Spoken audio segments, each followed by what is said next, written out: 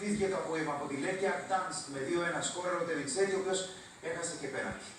Ηλιακά οχήματα που σχεδίασαν και κατασκεύασαν φοιτητές και μαθητές λυκείων και τεχνικών σχολών έλαβαν μέρος σε ένα πρωτότυπο αγώνα που διοργάνωσε το Ινστιτούτο Κύπρου. Τα ηλιακά αυτοκίνητα αποτέλεσαν πόλο έλξης για λευκοσιάτες και ξένους που βρέθηκαν από χθες στο κέντρο της πόλης.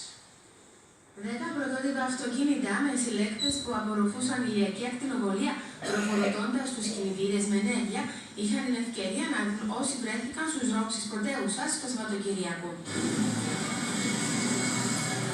Η αλλιώτικη αναμέτρηση με μόνο καύσιμο τον ήλιο πρόσφερε μοναδικό θέαμα σε δεκάδες ντόπιους και ξένους και σκοπός της ήταν να προκαλέσει το ενδιαφέρον των νέων για την έρευνα, την επιστήμη, την τεχνολογία, αλλά και την αξιοποίηση των εναλλακτικών πηγών ενέργειας και σίγουρα το πέτυχε. Νικήτρια αναδείχθηκε η ομάδα της Περιφερειακής Τεχνικής και Γεωργικής Σχολής Αυγόρου με το όχημα Hyperion 1, την δεύτερη θέση κατέκτησε η ομάδα της Club RA Limassol με το όχημα First, ενώ στην τρίτη θέση τερμάτισε το όχημα Hyperion 2 της Περιφερειακής Τεχνικής και Γεωργικής Σχολής Αυγόρου. Το βραβείο καλύτερου σχεδιασμού απέσπασε το όχημα Ερμής της Σχολής Αγίου Λαζάρου Λάρνακας που σχεδίασε ο μαθητής Χρήστος Ηλία.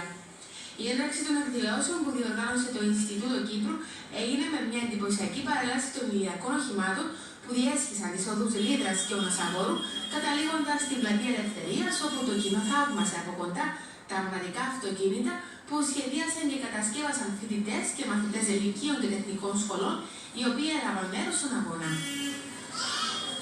Τα ηλιακά οχήματα μας έφεραν στο τέλος του αθλητικού δελτίου θυσία.